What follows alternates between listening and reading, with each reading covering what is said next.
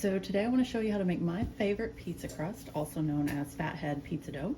It is keto and gluten-free. It's perfect for a low-carb diet if you're craving pizza. So the first thing you're going to want to do is preheat your oven to 500 degrees with either a pizza stone or a cookie sheet turned upside down.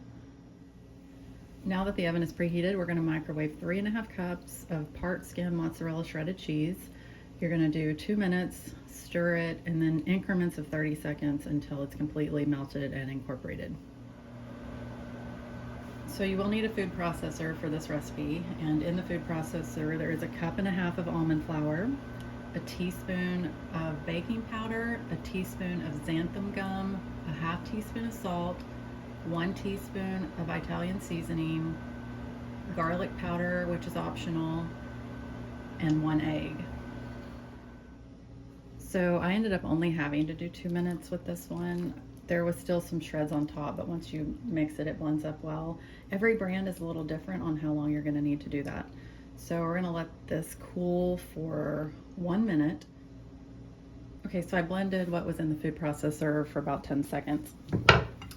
I like to kind of stir the cheese and let some of the heat out because it is really hot to work with. But we need to work fast. That's the key to this recipe. We don't want the cheese to cool off too much because then it makes it hard to roll, and I just like to cut it into smaller chunks before I add it. You can use gloves if it's too hot.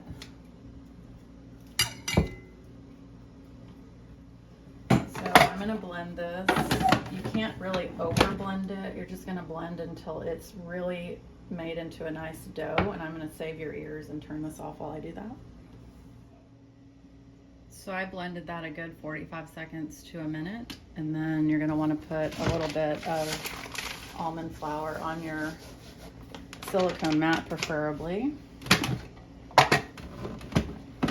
And the dough is going to be really soft and it's still going to be warm. It's really easy to work with when it's this texture.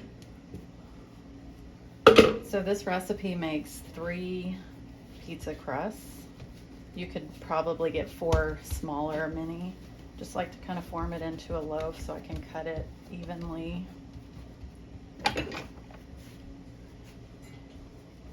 So I'm just going into 3 pieces. They don't have to be perfect. I'm going to set those other 2 aside.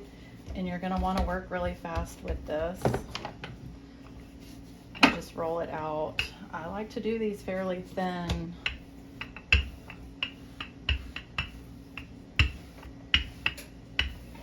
And I don't really give it an edge, I just leave it flat.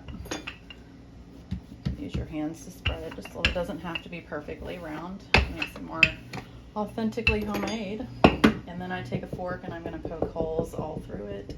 Just helps with air bubbles. I'm going to go ahead and put this one straight onto the pizza stone or the cookie sheet, and then I'm going to quickly roll out the other 2 while this one is cooking. So once they're rolled out, it's okay if they start drying out just a little bit. Okay, so the first crust is done, and this was the color I get for about 3.5 minutes. You can see the back side. Always depends on your oven and all of those things. But now I'm going to cook the other 2, and I like to cool them on a rack. You can store these in the refrigerator or the freezer.